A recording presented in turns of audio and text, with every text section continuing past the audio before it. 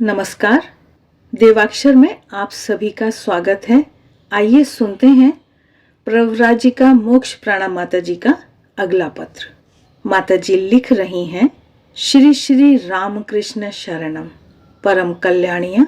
मैं क्या सोचती हूँ जानती हो माँ, यह कि भगवान ने ऐसे बुरे समय में भी इतने अच्छे मनुष्य बनाए हैं, इसलिए ही जगत ठीक से चल रहा है।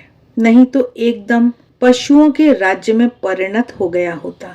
हालांकि पशु अभी भी हमसे अच्छे हैं, उनके भी कुछ नियम कानून हैं, परंतु वर्तमान में मनुष्यों के कुछ भी नहीं है। क्या अद्भुत स्वेच्छा तंत्र के दिन आ गए हैं। कितनी प्रचंड स्वार्थपरता, क्या भयानक हिंसक प्रवृत्ति। खैर छोड़ो इस बात को। मन केवल मानो भागना चाहता है। इस जगत में तो रहना ही होगा जब तक जीवित है। मेरी बहुत इच्छा होती है माँ, तुम लोग बाहर की दुनिया में जैसे चल रहे हो चलो, परंतु भीतर ही भीतर मन श्री श्री माँ के आसपास ही घूमता रहे। मुंह से कहना बहुत आसान है, परंतु उसे करना अर्थात उस तरह से चलना बहुत ही कठिन है। तब भी प्रयत्न तो हमें करते जाना होगा, तभी शांति होगी। नहीं तो मन के भीतर सांसारिक रोजमर्रा की बातें ही घूमती रहेंगी। यहाँ तक कि जप के आसन में बैठकर भी वही सांसारिक झमेले मन के भीतर उठा पटक करते रहेंगे। शांति तो मात्र भगवत चिंता व नाम जप में ही है। वह यदि अच्छे से अभ्यास किया हो तभी किंचित शांति, नहीं तो यह संसार पूरे का पूरा निगल जाता है। संसार हमसे केवल वसूल करता रहता है, देता कुछ भी नहीं।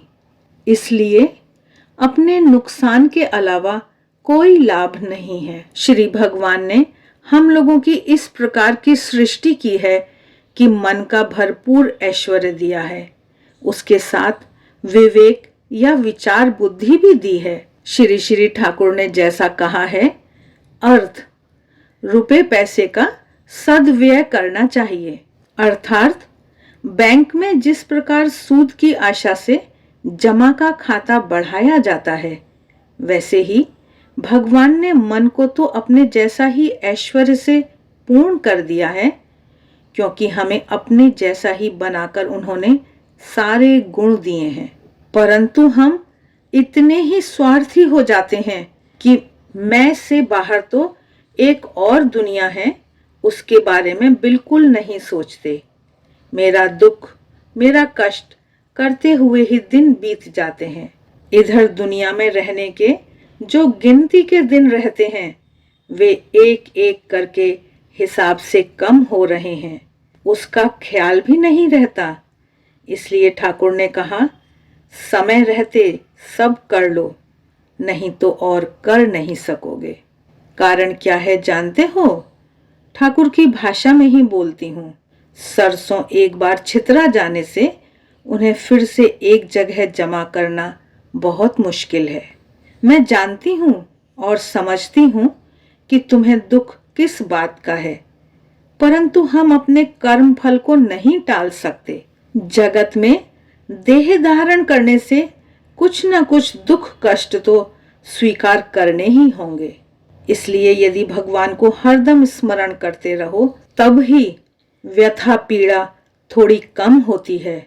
और क्या, श्री श्री मां खुले हाथ से तुम लोगों पर कृपा करें, यही प्रार्थना उनके श्री चरणों में।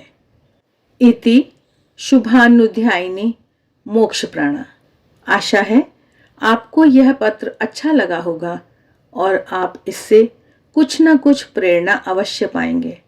वीडियो अच्छे लगते हैं तो लाइक का बटन ज़रूर दबाएं, कमेंट बॉक्स में कमेंट करके बताएं। इससे हमारा भी उत्साह बढ़ता है और हमें और भी अच्छे वीडियो बनाने की प्रेरणा मिलती है।